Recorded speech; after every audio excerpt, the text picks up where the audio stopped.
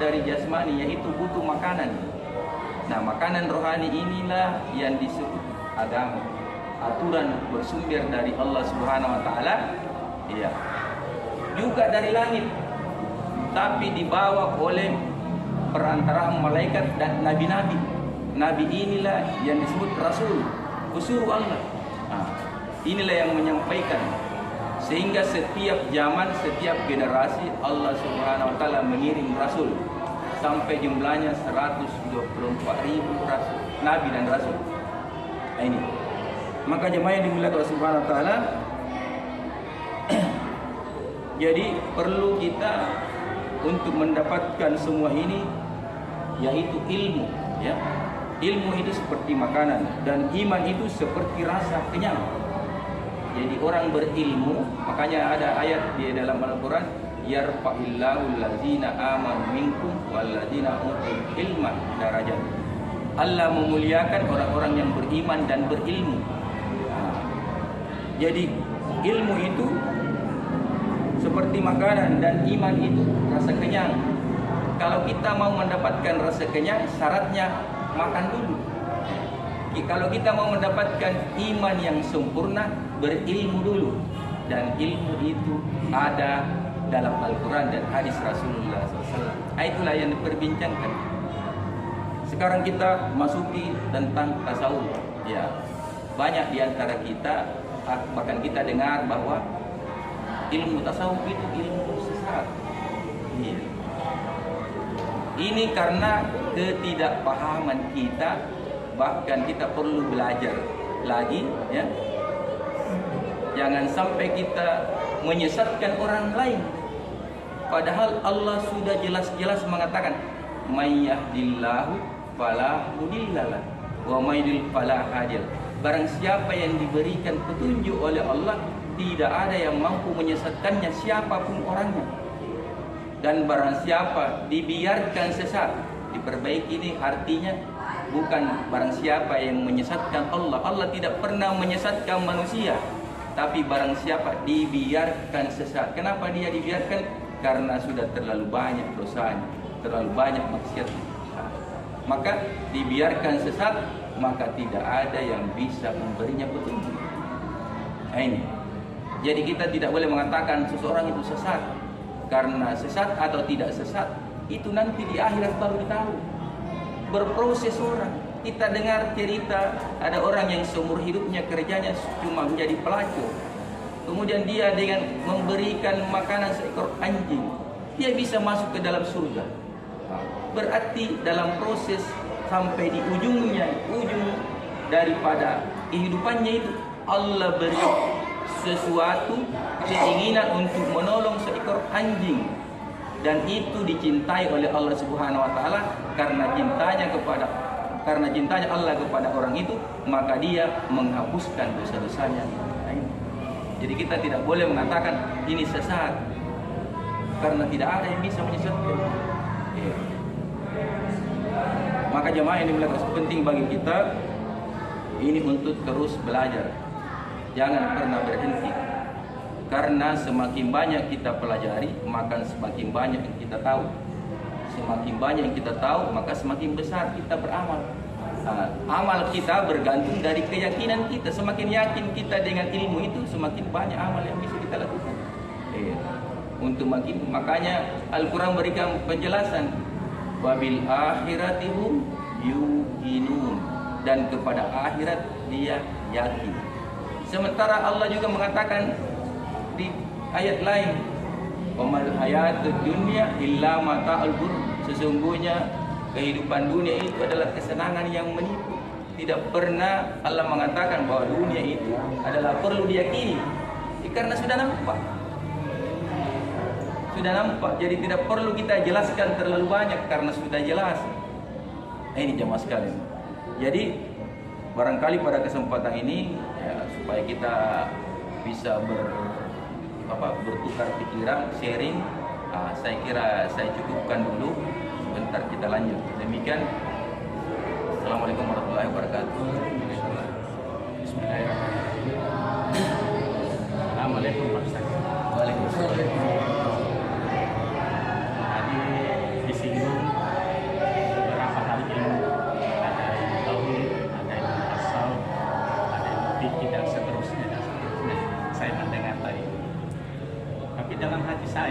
ingin minta penjelasan dari Pak Ustaz, khususnya kita umat Islam. Bahwa intinya ini kan adalah salat, dan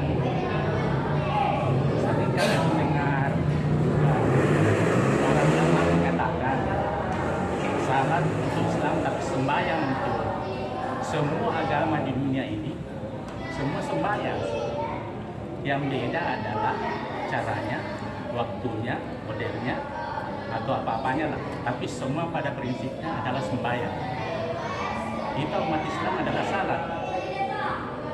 Maaf saya masuk sedikit karena mungkin ini ada hubungannya dengan tasawuf. Para ulama mengatakan Nabi kan menerima perintah salat ke Sidratul Muntaha.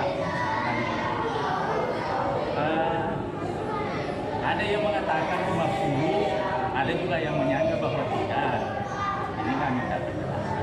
Katanya setelah diterima menerima perintah salat oleh Allah Subhanahu Wa Taala di Sidratul Muntaha 50, dia turun ke langit 7, langit 6, ketemu salah seorang nabi, Nabi Musa atau Nabi Musa, mengatakan wah itu macam-macam begini.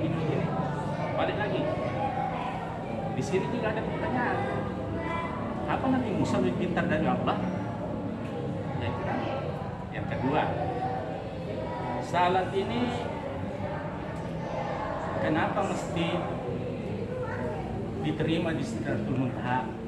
Kan ada zakat, zakat, haji, apalagi itu 5 rukun itu, puasa dan sebagainya.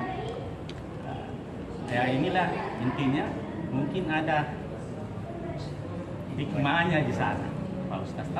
Mungkin ini minta penjelasan untuk itu. Tapi itu juga yang saya anukan, artinya agama di sebelah kan tidak terlalu apalah itu sembayangnya. Salat kita umat Islam lah yang prioritaskan. Terima kasih. Assalamualaikum. Pertama-tama kami mengucapkan terima kasih dulu kepada Ustaz bersedia untuk hadir dan membahas tasawuf. Memang ini sesuai permintaan kami karena ya terus terang di sini juga ada pengajian tasawuf itu sekali sebulan. Ya tapi itu membahas yang menjadi materi itu Pak Kiai Ruslan Abdul Wahab membahas kitab An-Risalah Al-Qusairiyah. Karena saya juga mengikuti kajian tasawuf di tempat lain, ya membahas juga kitab tasawuf itu Ihya Ulumuddin dan juga itu lompat-lompat. Jadi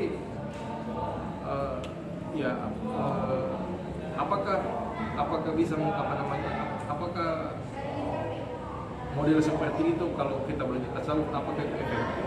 Karena ada yang mengatakan bahwa ketika kita mempelajari misalnya satu kitab, ya kita harus dari awal. Ya sama juga ini dari belajar namanya tasawuf kita juga harus dari awal. Jadi itulah saya meminta Ustaz untuk ya kalau bisa mulai dari awal. Kemudian yang sedikit saya mau masuk ke tentang tasawuf. Ya seperti tadi saya sampaikan bahwa ada beberapa pandangan mengenai apa itu ilmu tasawuf. Yang saya pahami bahwasanya tasawuf itu sama dengan ilmu hakikat. Jadi dia satu level di atas syariat. Itu yang ada pandangan seperti itu. Jadi tasawuf itu katanya mengkaji hakikat-hakikat. Apa hakikatnya sholat misalnya, apa hakikat ini, apa hakikatnya seperti itu. Tapi ada juga yang mengatakan bahwa tasawuf itu ilmu yang fokus ke hati. Jadi fokus kebanyakan itu ibadat hati yang oleh sebagian pakar itu dikatakan spiritual. Jadi fokus ke hati. Sementara kalau kita kebanyakan kita kan masih ke ritual, yaitu fokus ke ibadah. Nah, ini yang yang menurut ulama tasawuf itu, jadi harus ada dua ini, ada ritual dan ada spiritual. Jadi ada ibadah dan ada juga bagaimana supaya ibadah itu bisa betul-betul menyucikan hati. Jadi inilah katanya tujuan ibadah tasawuf itu, sehingga kita bisa melihat ada yang mengatakan seperti itu, mengatakan seperti ini, bahwasanya kenapa hati yang harus banyak digarap? Karena ibadah fisik itu terbatas, ibadah ritual itu terbatas. Kita mau sholat, kita sholat saja kan hanya berapa menit. Kalau ditambah sunnah pun hanya berapa menit. Pun ditambah 5 waktu di jumlah dengan 24 jam itu tidak sebanding dengan waktu kita di luar ritual ya. Jadi bagaimana supaya bisa mengimbangi ritual itu, kita harus banyak ibadah hati.